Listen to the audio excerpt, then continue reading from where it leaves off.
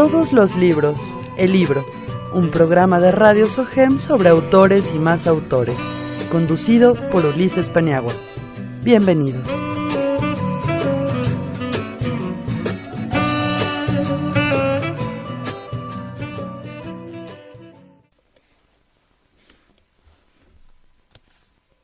Hola, ¿qué tal, querido Radio Escucha? Mi nombre es Ulises Paniagua y envío hasta allí, donde quiera que estés, un abrazo de letras.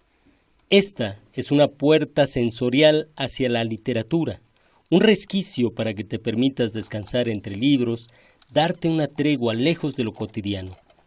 Este es un espacio para hablar de letras en medio de la confusión del mundo. Y hoy nos acompaña una invitada muy especial. Hoy tenemos el gusto de contar en este programa con la presencia de Mónica Soto y Casa. Mónica, un placer tenerte aquí en Todos los Libros, El Libro. Un placer estar aquí contigo, Ulises. Gracias por invitarme y pues gracias a la gente que nos está escuchando también. Sí, les prometemos que va a ser un programa entretenido porque lo que escribe Mónica siempre es muy llamativo, porque es un asunto erótico y tiene mucho público, mucha audiencia y mucho éxito, iba a decirlo también, pero quería Gracias. decirlo de otra forma. Y bueno, nos gustaría empezar preguntando para aquellos que no hayan tenido oportunidad de conocer tu obra o te conozcan bien, ¿quién es Mónica Soto y Casa en voz de Mónica Soto y Casa? ¿Quién soy en mi voz? Así es. Pues soy una enamorada de los libros, más que nada. Enamorada no, apasionada, loca, enferma de los libros. Son mi vida, lo que más me gusta hacer en la vida, lo que más me apasiona, lo que más me atrae. Y pues por esto me convertí en escritora empecé a escribir desde muy chica, me convertí en editora muy joven. Entonces toda mi vida profesional ha estado alrededor de los libros. Entonces, antes que nada soy una lectora súper empedernida. Y pues ahora, para efectos prácticos, pues digo que soy escritora, editora y conferencista. Y pues trato el tema del erotismo con un enfoque hacia la libertad, hacia el amor propio, hacia la diversión, hacia el deleite, que la gente que lo lee realmente pueda sentir que disfruto hacerlo y también que mi intención es que disfrute al momento de leerlo. Por supuesto. En cuestión de erotismo hay palabras, yo digo que hay palabras que son clave para entender el erotismo, palabras hermosas además, por ejemplo, goce, ¿no? Sí. Deseo. Deleite, anhelo. Uh-huh. Son palabras, construcciones que el idioma nos ha permitido que sean como, incluso se pronuncian de manera suave. Entonces eso consigue atraer de pronto al oído, ¿no? Seducción es otra palabra, ¿no? Uh-huh. Y el erotismo tiene que ver con esta sutileza, creo yo también, ¿no? Pero como bien lo mencionas también con el humor, por ejemplo, ¿no? Sí, de hecho, la propuesta que tengo, lo que me gusta compartir es eso. De repente nos han dicho que toda la vida que el sexo es como tiene que ser muy solemne, ¿no? Es algo que es algo muy serio, es algo muy solemne, es algo que tenemos que tomarnos con el debido respeto. Y sí, pero tampoco es para tanto. Entonces, pues la propuesta tiene que ver también con esto, ¿no? Que tú te puedes reír y no le quitas lo solemne a un acto de este tipo. Y también, pues siempre es bonito definir pues esa diferencia entre el erotismo y la pornografía. Incluso las palabras en sí, ahora que hablas de palabras, las palabras en sí, erotismo es una palabra erótica muy armónica, muy suave, y pornografía es una palabra pues mucho más ruda, mucho más directa y mucho más fuerte, ¿no? Entonces a mí me gusta siempre hacer esa diferenciación, porque tú puedes utilizar palabras muy explícitas y puedes escribir escenas muy explícitas que sigan siendo eróticas, porque en el decir está pues el erotismo o la pornografía. El asunto es ¿qué tanto vas a echar a volar la imaginación de la gente que te está leyendo? Para mí eso es lo interesante. Pensar, y cuando estás escribiendo, pues de alguna manera hacerlo con la intención de que la gente sienta. Entonces, pues te vuelves una persona que escribe para que la gente sienta deliberadamente, ¿no? Claro, el asunto siempre es como evocar, ¿no? Como sugerir. Sí, evocar, sugerir. Ahí estaría como el acto de la seducción. ¿Qué autores te gustan? Bueno, yo pienso en literatura, bueno, más contemporánea, obviamente. Hay autores muy interesantes, por ejemplo, está Boccaccio, ¿no? El de Camerón, que es muy interesante, está Catulo, y hay una serie de autores que han manejado el erotismo con humor. Pero pienso recientemente en autores, creo que fundamentales, que son Henry Miller, y en el caso de las mujeres, Anaïs Nin. Sí, claro. Que ellos se conocieron, se complementaron en muchos aspectos. ¿Qué autores te gustan a ti, bueno, en general, que aborden este tema? Mira, al final de la historia, toda la literatura es erótica, porque toda te transmite, bueno, toda la que te transmite estas emociones, que te pone la piel chinita, que te hace que se te cierren los puños, la que te saca las lágrimas, pues finalmente es erótica porque te está provocando una sensación en el cuerpo que va más allá de tu control. Entonces, toda la literatura es erótica en sí. Por ejemplo, La muerte de Artemio Cruz, ¿no?, de Carlos Fuentes, se me hace una de las obras más eróticas que he leído, a pesar del tema y a pesar de todo lo que dice. Pero cuando tú estás escuchando pues las confesiones, la plática de una persona que va a morir, y te va contando todo lo que le pasa en el cuerpo, en el cuerpo viejo y ajado y enfermo, eso es tremendamente erótico en un sentido sensorial. Y también pues tiene algunos fragmentos de todos los amores de Artemio Cruz, ¿no?, que los narra además de una forma que, o sea, es brutalmente erótica, sin ser un autor erótico y sin ser una obra que esté catalogada como en este género. Claro. Yo recuerdo mucho de esa novela, una parte donde él creo que se queda viendo a una enfermera o a las azafatas y de pronto dice, pues se ve bien, ¿no? O sea, todavía sí me acuerdo de cómo ver a una mujer bien. Él ya es un hombre muy viejo, pero tiene la capacidad de verla de esta manera sensual, ¿no? Sí, claro. Sea, tal vez su cuerpo ya no responda sexualmente, pero su mente sí sigue percibiendo la belleza de la mujer. Sí, de hecho el erotismo pues es uno de nuestras necesidades básicas como personas, ¿no? Que lo hemos culturalmente segregado a un ámbito demasiado cerrado y prohibido y tabú es otra cosa, pero que lo necesitamos en la vida, lo necesitamos. Y la prueba está en que, por ejemplo, un hombre o una mujer que toda la vida ha estado muy en contacto con esa parte erótica, sexual, sensual, pues son gente que cuando crece tienen, pues no sé, un carácter distinto, algo tienen que los hace así. Es gente que realmente ha disfrutado la vida. Yo tengo, por ejemplo, la experiencia de mi abuelo. Mi abuelo murió de 96 años y se fue a una casa de retiro como a los 90. Entonces, cuando yo lo iba a ver, me decía, ¿tú qué crees que es lo mejor de este lugar? ¿Tú sabes qué es lo mejor de este lugar? Me preguntaba mi abuelo y yo le decía, ¿qué? Me decía, las piernas de la cocinera. Y el señor tenía 95 años cuando me decía eso, ¿no? Entonces sí es algo básico, es algo que tenemos pues muy en contacto con nosotros y pues de alguna manera escribir hacia ese sentido, pues no sé, a mí me gusta por eso, por lo que provocas, porque me gusta hacer que la imaginación de la gente vuele. Claro, yo leyendo a Octavio Paz me daba cuenta, Octavio Paz mencionaba una cosa en La llama doble, que es un excelente libro, menciona que el amor el erotismo es invención. Y uno de los recursos más importantes que tiene el erotismo es la imaginación. Sí, claro. La imaginación juega un papel escalofriantemente importante, por decirlo así, definitivamente, dentro de la seducción.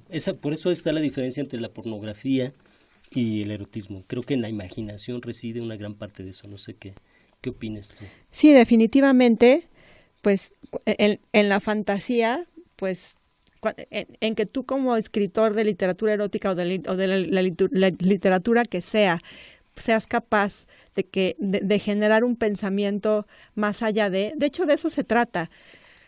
Se dice literatura erótica como para etiquetarla de alguna manera, para venderla, para que la gente la ubique más fácil. Pero te digo, toda la literatura es así. A final de cuentas, y algo por lo que es maravilloso leer, es precisamente eso, que cuando tú lees, estás leyendo un libro único de ese momento de tu vida en ese instante, porque si lo vuelves a leer en 5 años, en 10, vas a leer otro libro diferente. Nadie lee el mismo libro ni 2 veces, ni 2 personas distintas leen el mismo libro nunca, aunque estén leyendo el mismo libro. Entonces, pues la maravilla es esa, que tú provoques esas ensoñaciones y esas fantasías en la mente de las personas. Por supuesto, sí. Yo por ahí, hace muchos años escribí un poema donde yo decía eso, que que siendo adolescente la muerte y el sexo son un misterio. Y hoy por hoy a la muerte la respeto, pero el sexo me causa risa, ¿no? Y cuando descubres el secreto del sexo es, bueno, vamos, en sexo en general, me explico. Platícamelo, ¿sí? Porque yo todavía no lo descubro. Sí, bueno, No, es como estas historias donde dicen del secreto de Don Juan, ¿no? Cuando entiendes el secreto de Don Juan te ríes, porque hay cosas hasta hilarantes de pronto en este asunto de la seducción, ¿no? Y hasta aparecen recetas, ¿no? Algunas pero hay fantasía también, está la parte de la imaginación. Y yo supongo que los buenos amantes son aquellos que tienen mucha capacidad de crear, ¿no? Definitivamente, de que la experiencia sea divertida. Ayer di una conferencia en la UNAM, en la FES Acatlán, entonces al final levantaron la mano y me preguntó uno de los asistentes, tenía 18, 19 años, y me dijo, es que dime qué técnicas existen para que mi experiencia sexual con mi pareja mejore, por ejemplo, ¿no? Entonces ya cuando se acabó todo, ya le contesté algunas cosas, cuando se acabó todo se me acercó y me dijo, es que dime el nombre de una. Le dije, mira, lo mejor que puedes hacer es relajarte, olvidarte de todas las instrucciones que te han dicho y dejarte llevar, dejar que tu cuerpo se exprese y platique con la otra persona, y eso es lo mejor es el mejor consejo que te puedo dar, o el peor, le dije, claro. Pero definitivamente sí necesitamos eso, ¿no? Y también por eso la literatura está muy al servicio de un asunto relacionado a ese, ¿no? Si tú tienes esta imaginación para crear, pues no necesitas instrucciones precisas para nada. Claro. Yo pienso siempre en el acto amoroso, que es como interpretar una melodía o como un director de orquesta que está manejando los tiempos, ¿no? Entonces, un amante es un intérprete que tiene que reconocer los tiempos de la otra persona, en sus propios tiempos, y sin esta oportunidad de comunión no existe nada, porque si no se permite esa... yo hablo a veces del erotismo como un acto religioso en el sentido de religare, de comunión, no de religión como la entendemos, ¿no? No sé si me explico. De hecho, estás tomando un punto súper importante que sí me gustaría retomar, sí. Porque cuando la gente se entera que uno escribe literatura erótica, pues todo el mundo piensa 1000 cosas, y entre esas cosas que piensa, pues es que una es experta en esos temas, ¿no? Sí, además, perdón que te interrumpa, pero como mujer es un poco más delicado por lo que la gente llega a pensar, de las mujeres, ¿no? Por esta sociedad machista, ¿no? Bueno, pero para mí yo estoy como más allá del bien y del mal en ese sentido. Sí. Pero a lo que voy es que cuando yo le digo a la gente que lo que más me gusta hacer en la vida, lo que más me gusta en la vida son los libros y el sexo, entonces cuando encontré que podía hacerlos al mismo tiempo, pues fue una maravilla, ¿no? Pero entonces cuando le explicas a alguien que cuando escribes entras a este trance del escritor, que de repente escribes y ya no lo haces de manera consciente, lo haces de manera inconsciente. Es algo así como meditar en el papel. Estás creando de una manera subconsciente, inconsciente, entonces estás creando algo a partir de algo que es totalmente puro tuyo. Y a veces ni siquiera te acuerdas qué fue lo que escribiste hasta que lo relees, ¿no? Entonces, eso mismo sucede en el sexo. Si tú entras en este nivel de compenetración contigo y la otra persona, también es como meditar, y también es hacer una creación de naturaleza distinta. Entonces, cuando digo eso, la gente se me queda viendo con cara de esta loca, pero no, si tú, en lugar de estar pensando no sé, en la luz, en la ropa, en cómo me tengo que mover, qué tengo que hacer, para dónde, si no te dejas llevar, pues entras también en un trance hipnótico que te permite crear algo totalmente distinto. Claro. Entonces son tan parecidos que es impresionante, ¿no? Claro, por eso se llama el Kama Sutra, ¿no? Y la parte de Sutra que tiene que ver con la elevación, con esta elevación del alma, ¿no? Entonces, bueno, es que es todo un tema, ¿no? Sí. Pero así dirás, así muy rápido, lo que comentabas de la vida. Georges Bataille dice que el erotismo es la vida, y lo único que no es erótico para Georges Bataille es la negación de la vida, la censura, la falta de libertad. O sea, el erotismo es libertad y es vida. por tanto, todo lo que hacemos es prácticamente erótico, sobre todo el arte es erótico, ¿no? Y otra palabra que creo que que encaja precisamente en estos asuntos es ritual, el rito, ¿no? El amor como un rito, como un rito primitivo incluso, ¿no?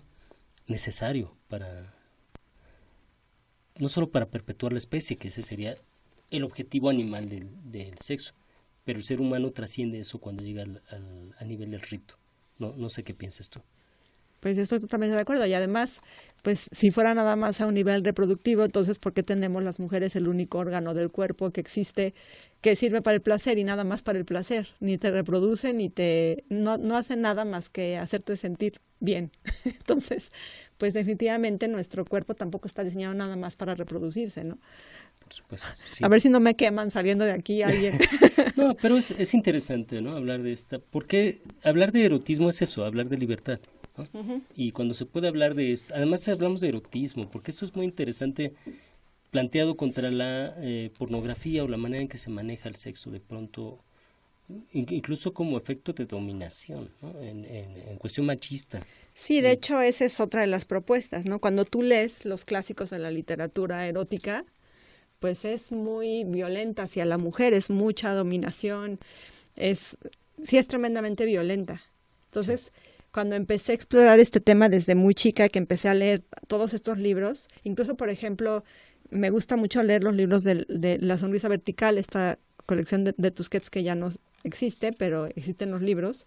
Me he leído, yo creo que unos 15, y el común denominador es eso, ¿no? La dominación, el medio sadomasoquismo, la violencia, a veces ni siquiera violencia física, sino violencia psicológica. El libro ¿no? de Almudena Grandes, que Las edades de Lulú, que es maravilloso, pues también es así, o sea, es un tipo de manipulación machista hacia la mujer. Tiene que cumplir los deseos del hombre y los suyos no importan, y todavía te convencen de qué es lo que tú quieres. Claro. Entonces sí, cuando de repente que empezaron a caer como estos 20, ¿no? Ligados, leer la literatura erótica y luego leer la literatura feminista y empezar a empatar, y dices, en la torre, estamos haciendo un erotismo que está muy enfocado hacia algo natural, ¿no? Hacia el lugar a donde se ha ido el mundo ideológicamente al respecto de manera orgánica por las funciones que cumplimos hombres y mujeres a lo largo de la historia, ¿no? Pero sí creo que llegó el momento de hacer un erotismo diferente, que claro, esté mucho más enfocado en la feminidad. Por eso es importante, aunque muy primitivo, las figuras como Anaïs Nin, que escribe su autobiografía, su diario. Sus diarios. Causa un escándalo tremendo. Estamos hablando de los años 20, ¿no? Del siglo pasado, ¿no? 30, bueno, por ahí se publicó el diario. Y entonces es todo cómo una mujer va a publicar todas sus escenas pasionales, ¿no? Sí, de hecho, cuando tú lees los libros que Anaïs Nin escribía por encargo, ¿no? Delta de Venus y y lees sus diarios, es otra historia. Estás leyendo a dos escritoras como si fueran dos personas distintas. Claro. Y eso pues es maravilloso, ¿no? Sí, y luego, por ejemplo, aparece ya en los 60, 70 Lenore Kandel, por ejemplo, de los Beat, con estos textos muy gráficos. Y a ella le hacen un juicio político en Estados Unidos porque o sea, se persignan prácticamente, ¿no? Y la acusan de lo peor, ¿no? Pero creo que su idea era esa, el sexo como transgresión. No, y definitivamente cuando tú tratas un tema de sexo intentando modificar la idea típica que la gente tiene, pues definitivamente hay quien se siente agredido. Eso es algo que es natural y que bueno, pues sería raro que no pasara. Lo malo sería lo contrario, que a la gente le importara lo mismo, ¿no? Que le diera igual que escribieras o no, que transgredieras o no. Entonces sí, hay mucha gente que se siente agredida cuando uno escribe un punto de vista diferente al erotismo que aprendió toda su vida. Por supuesto. Sí, ¿a ti qué escritoras y escritores te gustan contemporáneos? Extranjeros. Bueno, ahorita estoy leyendo mucho a los japoneses, a Tanizaki, a Mishima. Tengo muy mala memoria, entonces se me olvidan los nombres. Estos libros de Kawabata habla Kawabata, mucho sí, se mete mucho en eso, en lo erótico, leyendo ¿no? mucho un poco machista.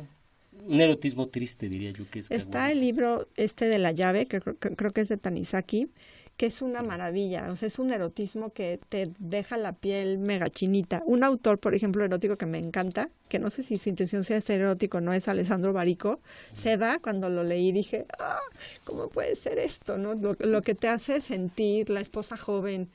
De repente doy talleres de literatura erótica y les leo un pedacito de la esposa joven que dice que estaba la hermana buscando entre sus piernas como si escarbara al fondo de un alajero buscando un botón. Son unas imágenes que dices, ¿cómo diablos se le ocurrió eso, no? Claro. Entonces sí, por ejemplo, ahora en una feria de libros en el Estado de México voy a presentar el libro de Ana Clavel, El territorio de Lolita. Pues Ana Clavel ha tratado muchísimo el tema. Claro. No le he leído tanto, pero me gusta. No sé, te puedo decir, pero miles. Y lo curioso es que leo mucho y literatura erótica no leo tanta. Sí. Porque tampoco me gusta, como soy medio contreras, Sí. cuando algo se pone de moda yo lo quiero hacer distinto. Claro. Entonces no me gusta mucho leer literatura erótica para no influenciarme contaminarte, sí. ni repetirme demasiado. Sí, es lo Pero que, pues sí lo leo de repente, ¿no? lo que aconsejaba Cortázar, ¿no? Decía, yo cuando quiero escribir cuento leo poesía y cuando quiero escribir novelas leo un ensayo, ¿no? Y por ejemplo, Cortázar es uno de mis autores de cabecera.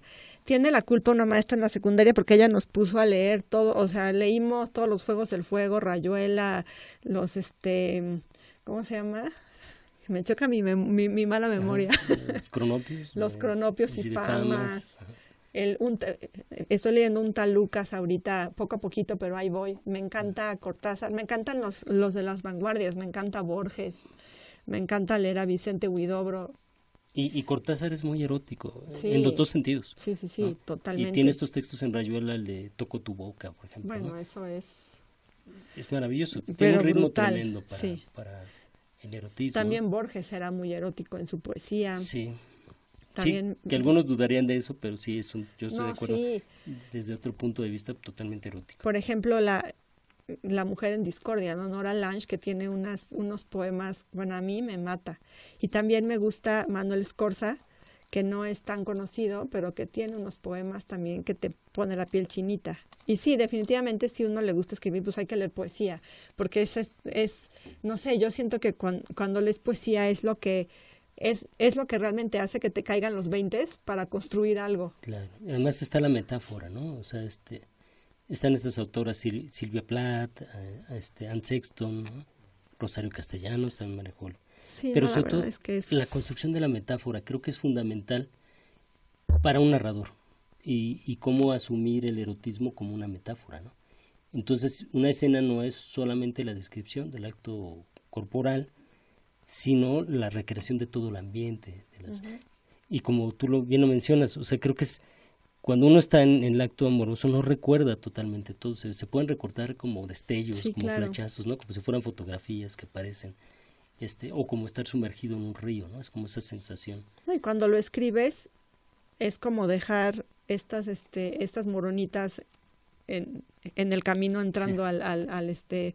A la caverna para poder regresar después, ¿no? Sí. Es dejar más pistas que decir las cosas explícitamente, porque como siempre digo, la imaginación de la gente que está leyendo es mucho más poderosa que cualquier palabra que tú le puedas decir.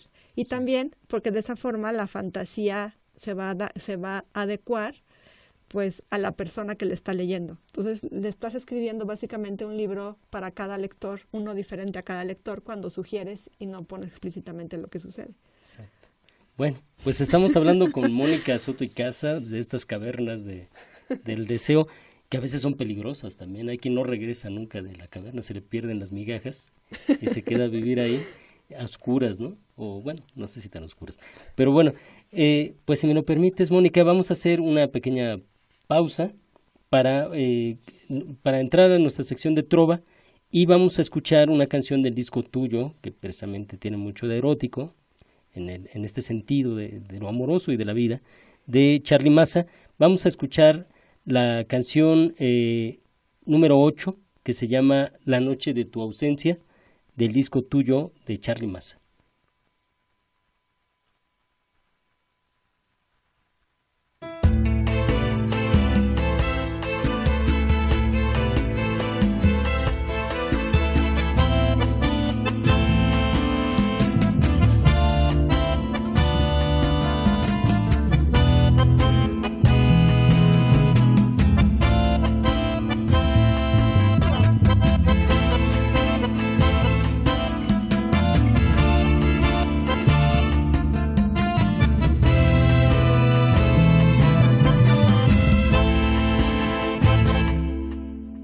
La noche de tu ausencia me carcome y me dispersa. No puedo concentrarme, pues recuerdo tus estrellas. Te vas rápidamente y me dejas tantos sueños que forjamos de la mano, caminando tanto tiempo.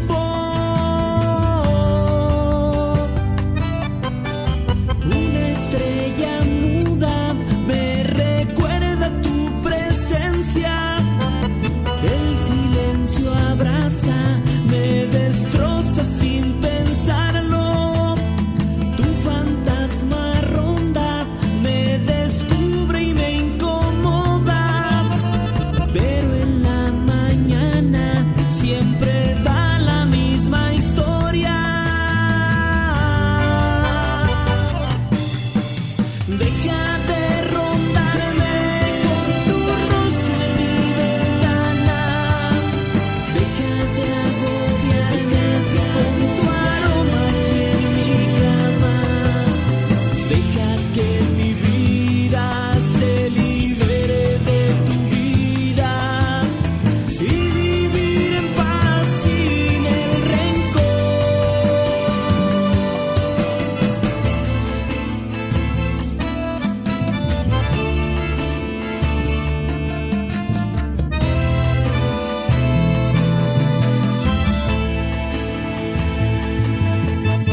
Queda tu partida como súbita experiencia. Tus hojas se me escapan de la mano con el viento. Gracias por lo hallado, que es mi fértil alimento. Gracias por sembrarle tanta flor a mi desierto. Deja de rondarme con tu rostro en mi ventana. Deja de agobiarme con tu aroma aquí en mi cama. Deja que mi vida se libere de tu vida y vivir en paz sin el rencor.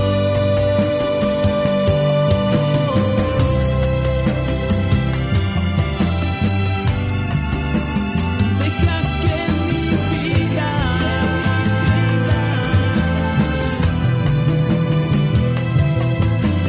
deja de agobiarme con tu aroma aquí en mi cama y vivir en paz sin el rencor.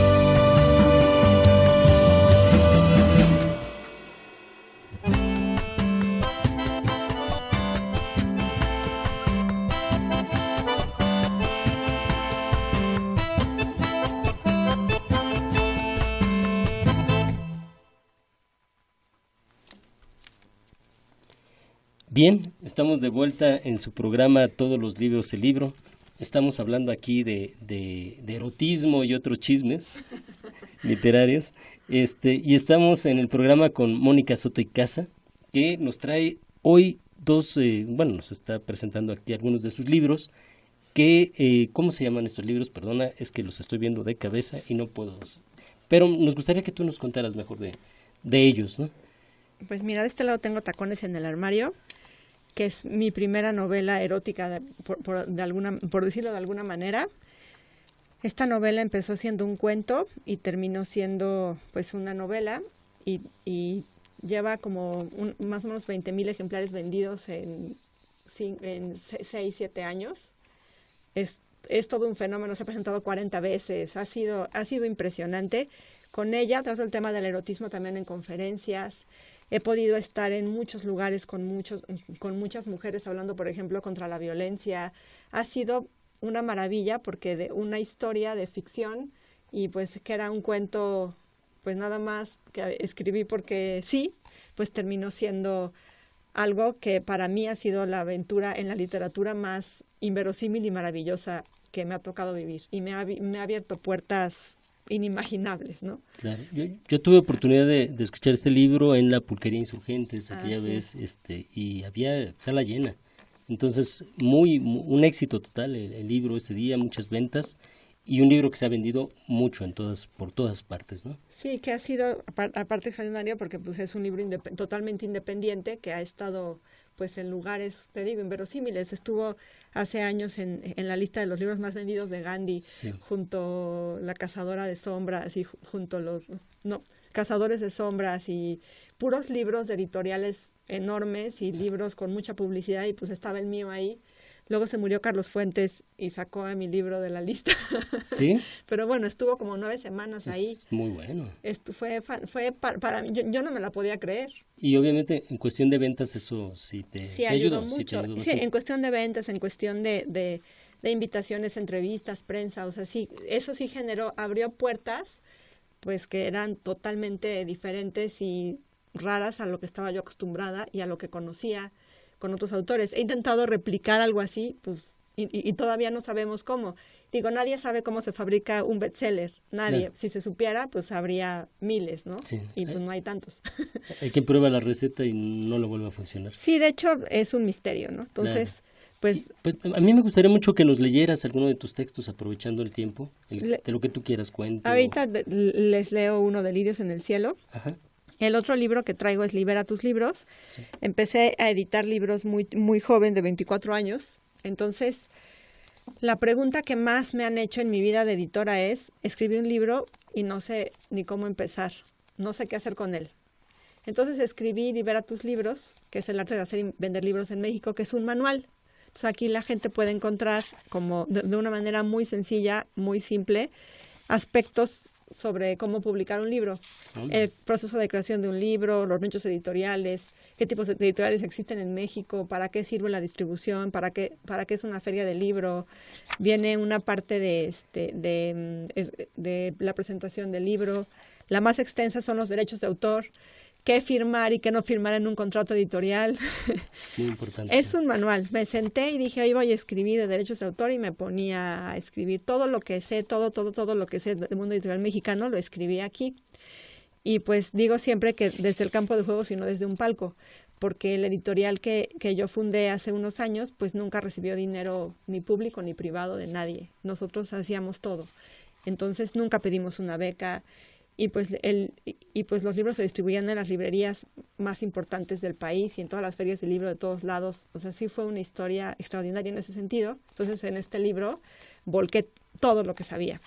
Claro. Y es muy interesante porque se rompe esta figura del editor que de pronto parece el amo, ¿no? Hablando de estas cosas sadomasoquistas. No, y también es importante porque con este asunto de tanta plataforma digital donde puedes hacer libros sin editor, pues es importante que tengas un editor, que por lo menos alguien te diga, oye, por lo menos que puedas comentar con alguien que sepa del tema un poco qué es lo que vas a hacer con el libro, ¿no? Yo tengo una teoría, y me disculparán muchos editores que están escuchando esto, de que de pronto en México se malentiende el concepto de editor. El editor no solamente es un empresario que te regaña o te dice lo que quiere o no quiere, también es una persona que lee. Claro. Y que sabe cómo funcionan los libros, no solo desde el punto de vista comercial, sino desde el punto de vista estético. Claro, es que un editor ve cosas que no ves tú como autor. Y de ahí las leyendas, por ejemplo, de Arreola y de Lichu Macero cuando editaron Pedro Páramo, o el editor que le editó un cuento a Carver donde aparecía una escena de violación que la suprimió, y Carver se molestó y resultó uno de los cuentos más exitosos de Raymond Carver cuando hace este corte. O sea, la edición, me estoy brincando otro tema, pero de cine, de Star Wars por episodios, que es trabajo de edición, ese es trabajo de un editor. Y es súper importante, un editor es súper importante, porque puede ser la diferencia entre que un libro tenga una identidad propia o no la tenga, porque un libro siempre tiene que ser una unidad. Tú necesitas que el contenido y la estética del libro y el tipo de letra y la imagen que le pones en la portada y la manera en que lo vendes sea como tenga una misma idea. Porque si es dispersa y difusa, pues la gente no lo entiende y la gente no lo compra. Y eso es difícil de entender en el mundo editorial independiente. Claro, las porque portadas, se hace lo que se puede, ¿no? las portadas son importantísimas, son fundamentales. Sí, la portada es muy importante y normalmente no se invierte ahí. Digo, podríamos hablar de ese tema largo y tendido, Sí. ¿no? Pero sí es importante. Por ejemplo, yo que me autopublico, todo el mundo dice, es que como no tiene editor, pues, pero no, sí tengo editores. O sea, yo cada vez que voy a publicar un libro, no digo, pues yo creo que ya quedó y lo imprimo. Siempre hay quien me ayuda, quien me asesora, quien me da... Quien lo lee no una, sino varias veces, porque si no, pues qué perspectiva puedes tener de la obra que estás publicando, ¿no? Entonces, bueno, este libro habla de todo eso, intenta convencer a la gente de que pues se busque un editor, por lo menos algo de asesoría para que funcione. Hay una frase de uno de los exdirectores de Lulu.com, que aquí está, mira, dice: hemos publicado sencillamente la más grande colección de mala poesía en la historia de la humanidad. Robert Young, ¿no? Que era directivo de Lulu.com, porque pues la gente llega y sube. Pues me encanta esa frase. Puse una frase relacionada con la edición o con los libros antes de cada capítulo, y pues el libro se trata de eso, ¿no? No viene ningún chisme ni ninguna experiencia personal mía. Siempre dije que como la gente con la que las comparto anda por ahí, no quiero andar balconeando a nadie. Entonces no es mi historia como editora, Claro. sino es lo que he aprendido en 15 años de mundo editorial, desde la plataforma y desde la cancha independiente, totalmente independiente. Claro. Y luego el que tengo acá, Grab My Pussy, que es mi libro de cuentos, ese no lo traigo, pero pues también es un libro de cuentos eróticos que por el título y por todo ha sido medio censurado en presentaciones y esas cosas, porque Sí. a la gente le da temor el título. A mí me ha resultado bastante interesante y divertida la experiencia de que me censuren un libro, pero bueno, esas cosas pasan. Sí, el libro se llama... Grab My Pussy. Ok. Grab My Pussy, cuentos eróticos y algunos relatos de sexo explícito. Y se llama así porque hay un cuento donde un personaje es Donald Trump, bueno, relacionado con Donald Trump cuando fue el escándalo ¿no? Que decía que las mujeres había que grab them by the pussy, ¿no? Claro, ya lo recuerdo. Sí. Entonces, por eso le puse ese título y pues ha sido todo un escándalo. Ahí está el asunto de la transgresión, ¿no? Pensando en esta palabra pussy también cuando surge este grupo en Rusia, las Riot Pussy, Sí. ¿no? Y entonces se genera también... ¿Cómo consiguen ellas hacerse ver? A través de lo sexual, de lo sensual, bueno, ¿no? De romper estándares. Y de ahí el sentido del erotismo como transgresión. Sí, y luego está aquí Lirios en el cielo, que es el último que he sacado, que este es un libro de poemas y fotos. Me toman algunas sesiones de fotos que he combinado con los poemas en las redes sociales. Entonces publiqué algunas de las fotos que más han gustado y los textos que publicaba así desbalagados, pues los fui juntando. Al final de la historia quedaron pocos textos y quedaron pocas fotos. Yo creo que los libros de poesía tienen que ser chiquitos, tienen que ser especiales de alguna manera. Entonces esta es una edición especial que es como una carpeta. Tiene la portada en pasta dura y los poemas están engargolados. Es muy bonito. Está puesto. Es como un libro objeto. Es como... Sí, lo quise hacer así, que tú lo vieras el listón, que todo fuera muy erótico en el objeto mismo en sí. Y pues este libro está dividido en dos partes, sin una división explícita, pero tiene dos temas. Uno es el del erotismo y otro es el de las mujeres que van hacia una realidad distinta de la que hemos vivido. Entonces, yo digo que se divide entre la parte erótica y entre la parte de la libertad. Claro. Entonces trae textos muy personales. Este sí no es como los demás que son de ficción y que me inventé las historias. Estos poemas sí tienen dedicatoria específica a gente. No está escrita aquí, pero estuvieron escritos. Pero sus nombres son... Sí, mira, en la página 1. Hablamos de... pues vamos a leer algún texto si tú quieres. Me gustaría aprovechar porque algunos son breves, entonces nos permiten leer varios, ¿no? Mira, este que es cortito, que dice así. En lo experto de ti, mi cuerpo queda vacío como cáscara de una fruta suculenta, de sabor intacto en los recuerdos y en la lengua. A ver, ¿qué otro podemos leer? Es que como siempre leo los mismos. El sabor, por ejemplo, ¿no? La otra vez hablamos de los sentidos. Sí, para es muy importante. ¿No? Sí, en el erotismo el sabor, el olor es muy importante. Sí, no, incluso más que las palabras, más que la imagen, porque al final de cuentas cierras los ojos y el olor es lo que te va a evocar a la persona que tuviste enfrente cuando se haya ido, ¿no? Y por eso la pornografía es fallida, en mi opinión, porque por eso es gráfica, pornográfica, ¿no? Y el erotismo no, se va a lo sonoro, se va a lo táctil, entran en otras funciones. Bueno. Sí, definitivamente, yo creo que sirven para cosas diferentes, ¿no? Uh-huh. También la pornografía tiene lo suyo. Yo no creo que sea súper erótica en el sentido puro de la palabra, pero también tiene lo suyo. Es divertida. Sí, claro. Hasta también, didáctica incluso. Sí, las historias son muy malas, entonces no te distraes con un buen argumento ni con unos buenos diálogos. Super quiche, ¿no? Sí.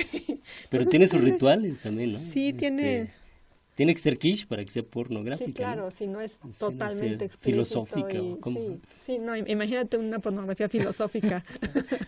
Que hay un erotismo. Me gusta mucho esta película del libro de cabecera. ¿La has visto? No la he visto. Donde se escriben poemas en el cuerpo. Cierto, sí. Esa parte es muy interesante. Filosóficamente y estéticamente escribir poemas en sus cuerpos. No, y aparte pintar en la piel con un pincel húmedo de tinta china. Sí, es muy japonés, muy oriental, ese erotismo sutil que trasciende, ¿no? Sí. Definitivamente. Y bueno, este es así como uno de los que más ha gustado y de los más transgresores, que no es no es de la parte del erotismo, sino es de la otra parte. Entonces los voy a leer. Soy puta entre las putas, porque no quise quedarme, porque decidí abandonar esa sonrisa mentirosa, porque me robé las llaves del cofre donde escondiste mis alas.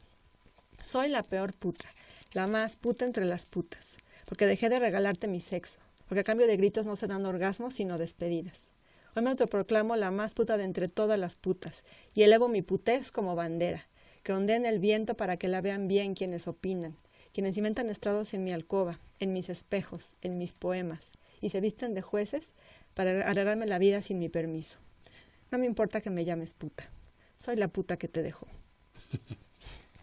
Es uno de mis favoritos. Sí, ahí está el empoderamiento, ¿no? El sexo como empoderamiento en la transgresión total, ¿no? Sí, a mí me interesa eso, no me interesa hacer un erotismo dependiente, que básicamente nunca he escrito nada que fuera, si tú no estás me muero, si me dejas no sé qué voy a hacer. A mí esas cosas, creo que estamos muy mal educados acabo de leer un libro que se llama Si yo fuera Pedro Infante, de Eduardo Liendo, de un venezolano. Entonces hay una parte que dice, mucha de nuestra educación sentimental lo podemos encontrar en el cancionero mexicano, ¿no? Sí, entonces nos ha hecho también mucho daño esta idea, ¿no? Entonces, pues yo sí intento que los poemas sean diferentes en ese sentido, que no sean, es que si me dejas no sé qué voy a hacer, sino al contrario, ¿no? Un disfrute del cuerpo y de la experiencia de estar vivo. Además, una mujer que disfruta su cuerpo es condenada por eso, ¿no? O sea, no se ve bien, porque eso es una dominación, a final de cuentas es cultural, ¿no? Y es algo que ya, por ejemplo, es que este tipo de, que incluso ahora ya está en movimiento, es fundamental para que dejemos las telarañas que tenemos en la cabeza y empecemos a entender el erotismo como es, ¿no? O sea, la mujer como igual, no solo en la ciudad, en la calle, en el mundo, sino también en la parte íntima. Es que sí, la verdad es que está muy fundado en esta idea de que la madre es una santa, ¿no? Entonces, para un hijo, o sea, no concibe a su madre eróticamente, y qué bueno, ¿no? Pero sí, también, pero trasciende más, porque cuando una pareja cuando se casa con una esposa, a lo mejor le gusta por eso, pero como ella es la madre de sus hijos, tiene que ser virginal también. Entonces, estas ideas van haciendo que las mujeres no disfrutemos el erotismo sin culpa. Sí, pero, y no nada más el erotismo, también el placer. No te puedes sentar a echarte un café a gusto sin sentirte algo culpable por no estar haciendo algo que es tu obligación y tienes que hacer. Entonces sí, la verdad es que como mujeres de repente sí es una presión fuerte, que tampoco pasa gran cosa si uno se da cuenta, la nombra y decide hacer algo si no le parece que es buena idea. También a lo mejor hay gente que se siente a gusto ahí y está bien. Yo creo que la libertad, más que otra cosa, es la posibilidad de que tú elijas lo que quieras hacer, que conozcas las posibilidades y que tú elijas lo que quieras hacer.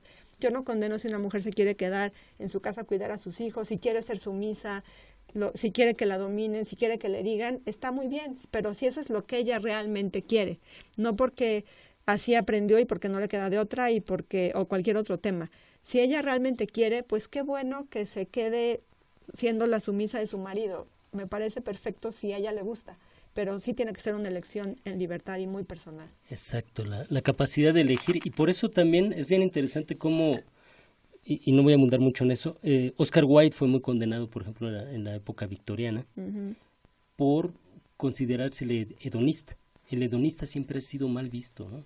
Es un ocioso para los demás, ¿no? Y por ahí surgen figuras interesantes, el mismo Henry Miller, que es un poco cínico, hedonista, y están los libertinos que surgen en esta época también, posterior o cercana a la época victoriana o anterior, pero porque el placer siempre es condenado, el placer en general, como tú lo mencionas, porque está en contra de el asunto industrial, del asunto productivo. El placer no produce. Sí, claro, no produce. ¿Para no qué es... quieres placer, no? Sí. Si encontraran así de estas historias tipo Woody Allen, una máquina para hacer placer, pues sería maravilloso, ¿no? Pues sí, pero no. Pero al final de la historia es lo que hace que la gente sea más productiva, ¿no? Si tú traes la mente más relajada, si estás bien, si te sientes bien contigo, vas por la vida siendo distinto, siendo incluso una mejor persona, ¿no? Porque no te vas peleando con nadie, no vas frustrado, no vas nada. De hecho, tengo un poema que habla del tema, ¿no? Sí. Que dice que es así de los que más escándalo de repente han causado, ¿no? Que dice: jamás pretendí ser inmaculada. De niña me soñé aventurera y de aventuras he filmado mis recuerdos. No tengo vocación de santa. A mí me gusta provocar orgasmos, confeccionar humedades y sonrisas traviesas. Nunca aprendí a sentirme culpable. El cuerpo está hecho para el placer. Está publicado en un libro que se llama Los árboles llevan un blues. Uh-huh. Y la primera vez que lo leí en público, las reacciones fueron así como... sí. Porque sí, digo, al final de la historia, cada quien decide, ¿no? Cómo quiere vivir su vida. Y sí, toda la vida nos han dicho que lo más rico es lo peor, ¿no? Entonces, pues es cosa de buscar, yo creo que un equilibrio siempre, y también de aceptar quién eres. Y tiene mucho que ver con todos los reprimidos que no son capaces de alcanzar esos paraísos. Incluso ¿no? la violencia contra las mujeres y contra los hombres, la gente que va por la vida a ver de quién se aprovecha, mucha gente que abusa de menores, que abusa de mujeres. Evidentemente todo eso tiene pues un génesis en cierta represión. Entonces, claro, qué bonito sería que no ande por la vida por la gente sintiéndose atrapada, ¿no? Claro, y ya complementando la idea de Bataille dice que la perversión no existe, y eso es importantísimo, ¿no? Lo complemento con una idea cuando a Woody Allen le preguntan que si el sexo es sucio, y él dice solamente si se hace bien, ¿no? Sí. Entonces, a lo que voy es que Bataille dice, la perversión no existe, todo se vale, todo, ¿no? Las filias, las fobias, fetichismos, todo, excepto una cosa: lastimar al otro. Sí, mientras no transgredas los derechos y la libertad del otro, pues porque, si a la otra persona le gusta que la amarren y la quemen con cigarros, pues, claro, y eso les causa placer a los dos, pues. Incluso hasta el sadomasoquista tiene límites. Te avisa cuando ya no, hasta ahí, porque, ¿no? Por eso el pedófilo no puede ser un amor erótico jamás, porque el niño no está consciente de lo que le produce o no placer. Sí, mientras sea consensuado, pues los límites los ponen esas personas que están involucradas, ¿no? Claro. Sí, entonces, pues bueno, así ya lo saben, todo lo que produzca dolor, pues no es erótico. Si no está consensuado. Definitivamente entonces, no es erótico, al contrario. No se engañen, sí, no. Que no los engañen, sí, ¿no?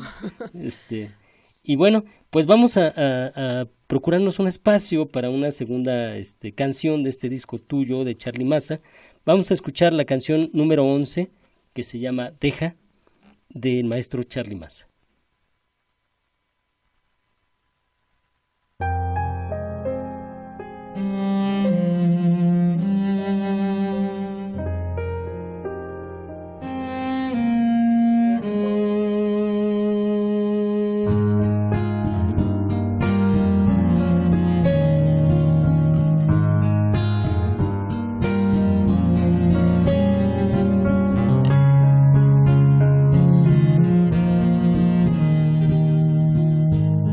Déjame mirar tus ojos, déjame decirte amor, que me basta una sonrisa para alegrar mi corazón. Deja que la luna escape esta noche con el sol, que la estrella del poniente te recuerde esta canción.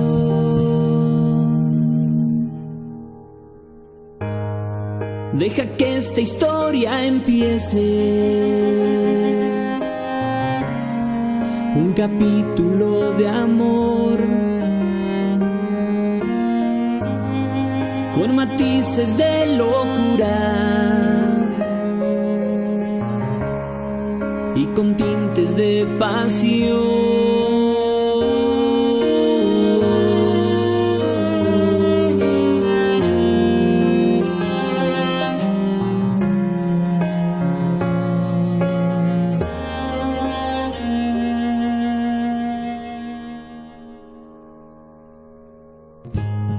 Deja que tu mente escuche esa voz del corazón que te insiste y te repite: ya no temas al dolor. Deja que el sonido impregne de armonía y de color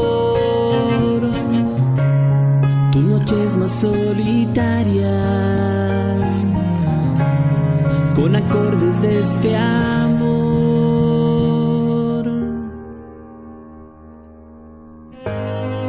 Deja que esta historia empiece, un capítulo de amor, con matices de locura y con tintes de pasión. Deja que esta historia empiece, un capítulo de amor, con matices de locura y con tintes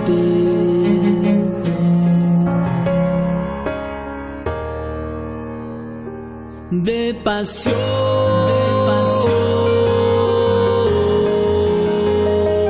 de pasión.